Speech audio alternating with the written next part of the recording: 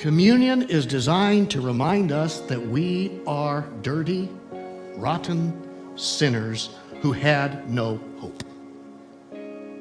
I know in America nobody wants to hear that. It doesn't sell very many books. I know I wrote one like that. What we want to hear is communion reminds us of how special we are to God.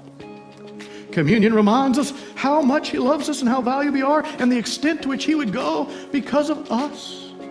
And while there's a smidgen of truth in there, communion is actually the sign that none of us are good enough for God to put up with us. That a death had to take place to pay the price so the drinkers and the teetotalers could both get saved. So the rich and the poor could get saved. So that no matter what our skin color, whatever our ethnicity, whatever our background, we could get saved because not one of us deserved the right to be in God's family. Paul is saying you're looking at communion all wrong. We can look down our noses at everybody else and then go to the communion table and reinforce our wrong understanding of communion. Communion is here to remind us that not one of us deserves the right to be God's kid. And if we don't deserve the right to be God's kid, we do not have the right to put down any of other God's kids.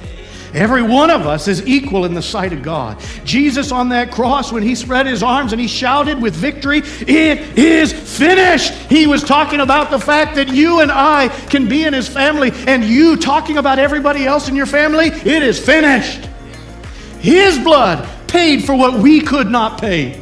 His body was broken so we could be a body of Christ and learn to accept all the weirdonesses of each other.